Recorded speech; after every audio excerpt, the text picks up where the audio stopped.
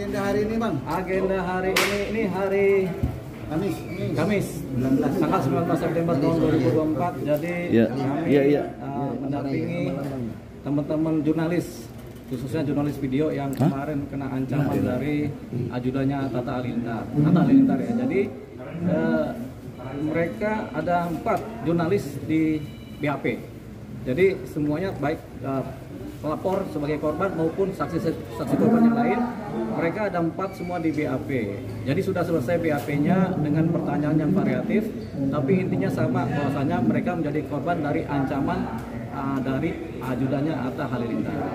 Begitu. Jadi selesai dari pagi sampai sore ini baru selesai. Ada berapa pertanyaan masing-masing saksi, Bang? Masing-masing saksi 20 sampai 30 pertanyaan. Ada yang 22, ada yang 30. Begitu. Seputar apa aja, Bang? Seputar mengenai tempat kejadian perkaranya, kejadiannya, kemudian bagaimana mengancamnya, kemudian apakah merasa terancam, kemudian apakah merasa terganggu, apakah merasa bekerja sebagai pers kemudian dibatasi, itu pertanyaan. Begitu.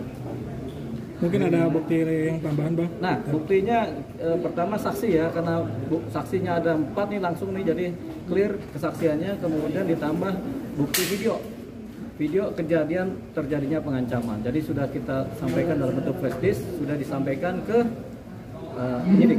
Gitu.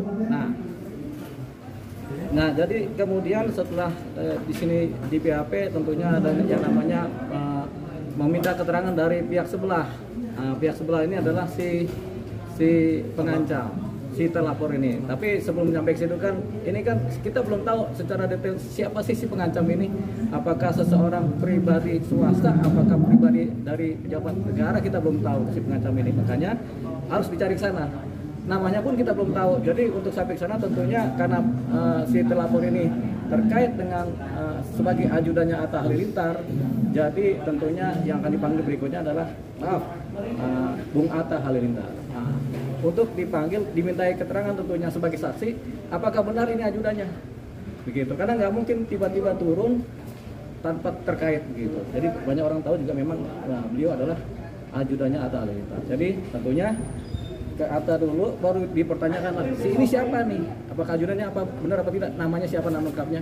Nah, jadi terlapor ini bisa terakhir, begitu. Mungkin sudah ada ini, Bang, bocoran jadwal untuk dipertemukan antara si pelapor dan terlapor, Bang? Ada jadwal pertemuan pelapor dan pelapor di sini. Ini kan pengancaman ya, pengancaman dan ini bukan persoalan cyber ya. Yang ada kemudian mediasi ya. Jadi karena ini adalah tindak pidana publik murni, kemudian pengancaman murni, memang ada aduannya, tapi ada juga undang-undang pers yang dilanggar. Ini yang publiknya adalah undang-undang pers ini. Jadi kita kemungkinan tidak ada mediasi sih, tidak ada pertemuan mediasi. Jadi karena ini tindak pidana publik murni ya. Nah, publiknya ada di undang pers, pengancamannya adalah delik aduan. Gitu. Tapi karena ada publik murninya ya sudahlah.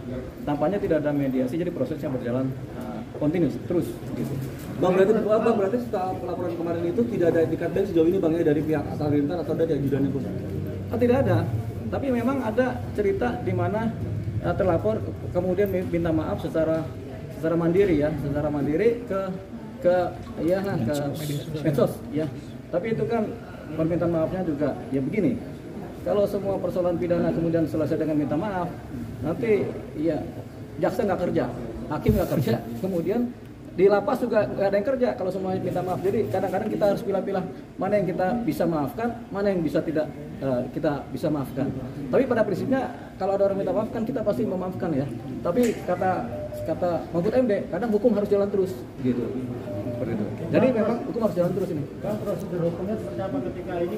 Apa nanti ditemukan dia sebagai TNI atau dengan sipil, itu ada berbeda nggak sih, Bang? Nah, kalau kemudian diketahui bahwasanya ternyata si terlapor adalah misalkan adalah oknum TNI misalnya atau oknum polisi.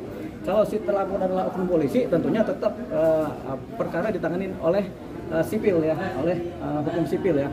Tapi kalau terlapor ternyata adalah oknum TNI, nah ini berkasnya kita bawa ke Polda Jaya. Nah, jadi kita pindahkan berkas ini setelah dibundel dibawa ke Polda Jaya untuk ditindaklanjuti ke Polda Jaya. Tapi kan kita belum tahu ini siapa, gitu. Tanpa tahu sih orang sipil, gitu. Tapi atas sendiri jadwal kapan? Jadwal atas sendiri dibantu. Itu tergantung penyidik. Tapi yang jelas dari pihak pelapor dan para saksi korban semua sudah di BAP, sudah clear. Tinggal saksi ahli pihaknya Atta, baru terakhir adalah terlapor. Gitu.